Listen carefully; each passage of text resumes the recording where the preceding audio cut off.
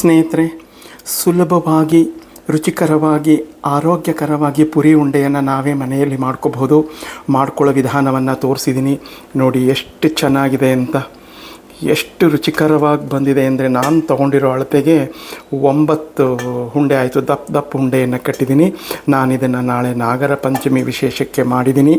ನೀವು ಮನೆಯಲ್ಲಿ ಮಾಡ್ಕೊಳ್ಳಿ. ಮಾಡೋ ವಿಧಾನ ಸಂಪೂರ್ಣವಾಗಿ ತೋರಿಸಿದ್ದೀನಿ. ಎಲ್ಲೋ ವಿಡಿಯೋನ ಸ್ಕಿಪ್ ಮಾಡಿದೆ. ನೀವು ಮಾಡಿ ರುಚಿಕರವಾಗಿ ಮನೆಯಲ್ಲಿ ಮಕ್ಕಳು ಮನೆ ಮಂದಿ ಎಲ್ಲ ಸಂತೋಷವಾಗಿ ನಾವು ಆರೋಗ್ಯಕರವಾದ ಈ ಪುರಿ ಉಂಡೆನ ತಿನ್ಬೋದು. ಮರೆಯದೆ ಮಾಡ್ತೀರಾ ಅಲ್ವಾ? ಕಮೆಂಟಲ್ಲಿ ನನಗೆ ತಿಳಿಸಿ. ತಡೆಯಾತಕ್ಕೆ ವಿಡಿಯೋ ಕಂಟಿನ್ಯೂ ಆಗುತ್ತೆ. ಸಂಪೂರ್ಣವಾಗಿ ನೋಡಿ, ಲೈಕ್ ಮಾಡಿ. ಹೊಸದಾಗಿ ಯಾರಾದರೂ ನೋಡ್ತಿದ್ರೆ ನನ್ನ ಚಾನಲ್ನ ಸಬ್ಸ್ಕ್ರೈಬ್ ಮಾಡಿಕೊಂಡು ನಮ್ಮ ಜೈ ಗಣೇಶ ಕುಟುಂಬದ ಸದಸ್ಯರಾಗಬೇಕು ಅಂತ ಕೇಳ್ಕೊತೀನಿ. ಎಲ್ಲರಿಗೂ ನಾಗರ ಪಂಚಮಿಯ ಹಬ್ಬದ ಶುಭಾಶಯಗಳು. ತಡೆಯಾತಕ್ಕೆ ಬನ್ನಿ, ವಿಡಿಯೋ ಕಂಟಿನ್ಯೂ ಆಗುತ್ತೆ. ಹಾಯ್, ಹಲೋ, ನಮಸ್ತೆ ಸ್ನೇಹಿತರೆ, ಹೇಗಿದ್ದೀರಾ? ನೀವೆಲ್ಲರೂ ಚೆನ್ನಾಗಿದ್ದೀರಾ ಅಂದ್ಕೊಂಡು ನಾನು ಇವತ್ತಿನ ಕಾರ್ಯಕ್ರಮವನ್ನು ಪ್ರಾರಂಭ ಮಾಡ್ತಾಯಿದ್ದೀನಿ. ನಾನು ನೋಡಿ, ಈ ಬೌಲ್ನಲ್ಲಿ 3 ಕಪ್ಪು, ಈ ಬೌಲ್ ಪೂರ್ತಿ 3 ಬೌಲ್ನ ಕಡಲೆಪುರಿ ತೊಗೊಂಡಿದ್ದೀನಿ. ಈ ಕಡಲೆಪುರಿ ಉಪ್ಪಿನ ಅಂಶ ಇಲ್ಲ. ಕೆಲವರು ಉಪ್ಪಿರೋ ಕಡಲೆಪುರಿ ತೊಗೊತಾರೆ, ಉಪ್ಪು ಬೇಡ. ಆ ಥರ ಕಡಲೆಪುರಿಯನ್ನು ತೊಗೊಂಡು ಮೊದಲಿಗೆ ಇದನ್ನು ಒಂದು 5-6 ನಿಮಿಷ ಚೆನ್ನಾಗಿ ಗರಿ ಆಗೋವರೆಗೂ ಲೋ ಫ್ಲೇಮ್ನಲ್ಲಿ ಅಡಿ ಹತ್ತದೇ ಇದ್ದಂಗೆ ಹುರ್ಕೊಂಬಿಡೋಣ. ಆಯಿತಾ? ಮರಿಬೇಡಿ, ಅಡಿ ಹತ್ತಬಾರ್ದು, ಹಾಗೆ ಹುರ್ಕೋಬೇಕು ಇದನ್ನು.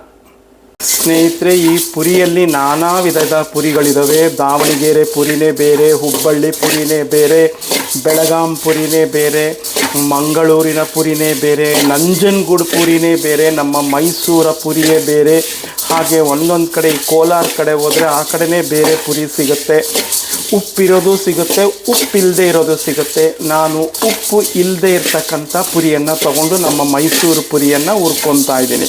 ಅದನ್ನು ವಿವರಣೆಯನ್ನು ಸಹ ನನಗೆ ತಿಳಿದಷ್ಟು ನಾನು ಕೊಟ್ಟಿದ್ದೀನಿ. ಸ್ನೇಹಿತರೆ, ಈಗ ಹುರಿದಾಗಿದೆ. ನಾನು ಸ್ಟವ್ ಆಫ್ ಮಾಡಿದ್ದೀನಿ ನೋಡಿ. ಹೀಗಂದರೆ ಮುರಿದೋಗ್ಬೇಕದು ನೋಡಿ, ಟಕ್ಕನ್ ಶಬ್ದ ಕೇಳುತ್ತಲ್ಲ, ಹಾಗೆ ಪುಡಿ ಆಗಬೇಕು. ಈ ಹದದಲ್ಲಿ ನೀವು ಹುರ್ಕೋಬೇಕು. ಇಲ್ಲ ಅಂತಂದರೆ ಮೆತ್ತಗೆ ಆಗಿಬಿಡುತ್ತೆ ನಾವು ಪುರಿ ಉಂಡೆ ಮಾಡಿದ್ರೂ. ಈಗ ಇದನ್ನು ಪಕ್ಕದ ಒಂದು ಬೋಲ್ಗೆ ಬೇಸಿನ್ಗೆ ತೆಗೆದು ಹಾಕ್ಕೊಂಡ್ಬಿಡ್ತೀನಿ. ಹುರಿದಿರೋದು ಪುರಿ ಎಲ್ಲ ಪಕ್ಕಕ್ಕೆ ತೆಗೆದಿಟ್ಕೊಂಡಿದ್ದೀನಿ ಬೇರೆ ಬೇಸಿನ್ಗೆ. ಈಗ ಯಾವ ಕಪ್ಪಿನಲ್ಲಿ ನೀವು ಯಾವುದೇ ಕಪ್ಪಲ್ಲೇ ತೊಗೊಳ್ಳಿ, ಅಳತೆ ಪುರಿಯನ್ನು ತೊಗೊಂಡಿದ್ರೋ ಅದೇ ಕಪ್ಪಲ್ಲಿ 1 ಬೌಲ್ ಪೂರ್ತಿ ನಾನು ಈ ಬೆಲ್ಲವನ್ನು ತುರಿದು ಹಾಕ್ಕೊಂಡಿದ್ದೀನಿ. ಮತ್ತು 1/4 ಕಪ್ಪಷ್ಟು ನೀರು, ಜಾಸ್ತಿ ಬೇಡ, 1/4 ಕಪ್ಪಷ್ಟು ನೀರನ್ನು ಹಾಕಿ ಇದನ್ನು ಪಾಕ ಬೆಳೆಸ್ಕೊಳ್ಳೋಣ. ಸ್ನೇಹಿತರೆ ನೋಡಿ, ನಾನು ತೊಗೊಂಡಿರ್ತಕ್ಕಂಥ ಬೆಲ್ಲಕ್ಕೆ ನೀರು ಹಾಕಿ ಎಲ್ಲ ಕರಗಿಸ್ಕೊತಾ ಇದ್ದೀನಿ. ನೀವು ಬೆಲ್ಲ ಏನಾದರೂ ಅಂಗಡಿಯಿಂದ ತಂದಿದ್ದು ಅದು ನಿಮಗೆ ಅದರಲ್ಲಿ ಕಸ ಇದೆ ಅನಿಸಿದ್ರೆ ಈ ಸಮಯದಲ್ಲಿ ನೀವು ಶೋಧಿಸ್ಕೊಂಡು ಹಾಕ್ಕೋಬೋದು. ನೋಡಿ, ನಾನು ತೊಗೊಂಡಿರ್ತಕ್ಕಂಥ ಬೆಲ್ಲದಲ್ಲಿ ಯಾವುದೇ ರೀತಿಯಾದ ಕಸ ಇಲ್ಲ. ಆದ್ದರಿಂದ ನಾನೇನು ಶೋಧಿಸ್ಕೊಳ್ಳೋಕೆ ಹೋಗ್ತಿಲ್ಲ, ನಿಮಗೆ ತೋರಿಸ್ತಾ ಇದ್ದೀನಿ. ಅಡಿಯಿಂದನೇ ತೆಗೆದು ತೋರಿಸ್ತಾ ಇದ್ದೀನಿ. ಯಾವುದೇ ರೀತಿಯಾದ ಕಸ ಇಲ್ಲ. ಆದ್ದರಿಂದ ನಾನು ಶೋಧಿಸ್ಕೊಳ್ಳೋಕೆ ಹೋಗ್ತಿಲ್ಲ. ಹೀಗೆ ಡೈರೆಕ್ಟಾಗಿ ಪಾಕ ಮಾಡ್ಕೊತಾ ಇದ್ದೀನಿ. ಸ್ನೇಹಿತರೆ, ನಾವು ಪಾಕ ಹೇಗೆ ಬಂದಿದೆ ಅಂತ ನೋಡ್ಕೋಬೇಕಲ್ವ? ನೋಡಿ, ಕೆಲವರಿಗೆ ಅಡುಗೆ ಮಾಡೋರು ನಿಪುಣರಿಗೆ ಇದರಲ್ಲಿ ಹೀಗೆ ಇಟ್ಕೊಂಡ್ರೆ ನಾವು ಹೇಗೆ ಬಂದಿದೆ ಅಂತ ಗೊತ್ತಾಗುತ್ತೆ. ಬಟ್ ನಮ್ಗೆ ಹಾಗೆ ಗೊತ್ತಾಗಲ್ಲ. ಆದ್ದರಿಂದ ಒಂದು ಪ್ಲೇಟಲ್ಲಿ ನೀರು ಇಟ್ಕೊಂಡಿದ್ದೀನಿ. ಈ ನೀರಿಗೆ ಸ್ವಲ್ಪ ಇದನ್ನು ಹಾಕ್ಕೊಳ್ಳೋಣ. ಈಗ ಹಾಕ್ಕೊಂಡ್ರೆ ನಿಮಗೆ ಗೊತ್ತಾಗುತ್ತೆ. ಹೀಗೆ ಉಂಡೆ ಮಾಡಿಕೊಂಡ್ರೆ ನೋಡಿ, ಹೀಗೆ ಗೊತ್ತಾಗುತ್ತೆ. ಈಗ ಫೋಲ್ಡಿಂಗ್ ಹಾಕ್ತಾ ಇರಬೇಕು ಉಂಡೆ. ಈಗ ನೋಡಿ ಬಂದಿದೆ. ಸ್ಟವ್ ಆಫ್ ಮಾಡಿಬಿಡ್ತಾ ಇದ್ದೀನಿ. ನೋಡಿದ್ರಲ್ಲ, ಈಗ ಫೋಲ್ಡ್ ಹಾಕ್ತಾ ಇರಬೇಕು ಉಂಡೆ. ಹೀಗಾದರೆ ಹದ ಕರೆಕ್ಟಾಗಿದೆ ಅಂತ. ಇಲ್ಲ ಅಂದರೆ ಗಟ್ಟಿ ಆಗಿಬಿಡುತ್ತೆ. ನೋಡಿದ್ರಲ್ಲ, ಈಗ ಕರೆಕ್ಟಾಗಿದೆ.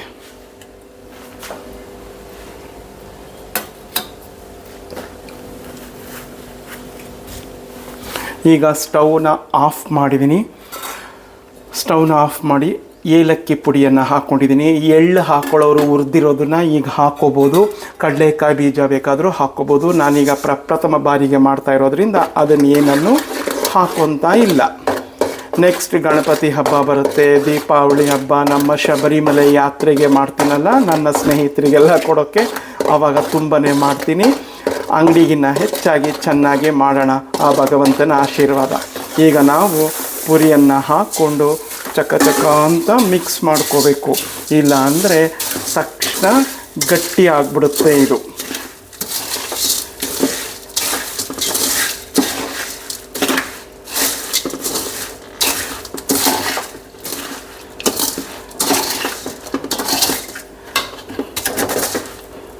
ನೋಡ್ತಾ ಇದ್ದೀರಲ್ಲ, ಸ್ವಲ್ಪ ಲೇಟ್ ಆಯಿತು ಅಂದರೂ ಗಟ್ಟಿ ಆಗಿಬಿಡುತ್ತೆ.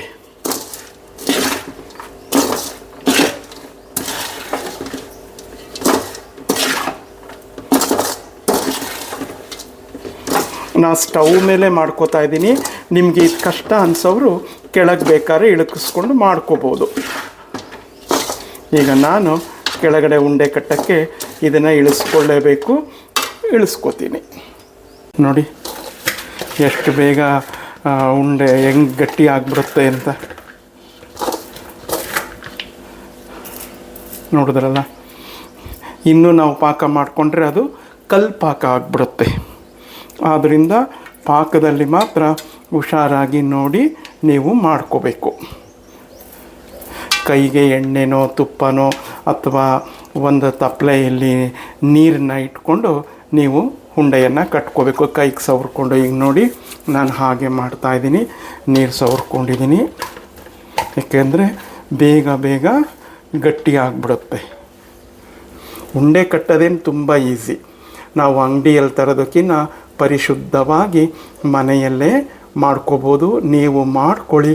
ಹೇಗಿತ್ತು ಅಂತ ನನಗೆ ಕಮೆಂಟ್ನಲ್ಲಿ ಮರೆಯದೆ ತಿಳಿಸಿ. ನೋಡಿದ್ರಲ್ಲ ಎಷ್ಟು ಚೆನ್ನಾಗಿ ಬಂದಿದೆ ಅಂತ. ನೋಡಿ ಸಖತ್ತಾಗಿ ಬಂದಿದೆ. ಈಗ ನಾವು ಹೀಗೆ ಕಟ್ಕೊಂಡು ಎಲ್ಲವನ್ನು ಉಂಡೆ ಕಟ್ಟೋದು ಈಸಿ, ಆದರೆ ಆ ಪಾಕ ತೆಗಿಯೋದು ಇದೆಲ್ಲ ವಿಧಾನ ಹೇಳಿಕೊಟ್ಟಿದ್ದೀನಿ. ಮಾಡಿ ಹೇಗಿತ್ತು ಅಂತ ನನಗೆ ಕಮೆಂಟ್ನಲ್ಲಿ ತಿಳಿಸಿ. ಮತ್ತೊಂದು ಇಂಟರೆಸ್ಟಿಂಗ್ ವಿಡಿಯೋದೊಂದಿಗೆ ಬರ್ತೀನಿ. ಜೈ ಗಣೇಶ.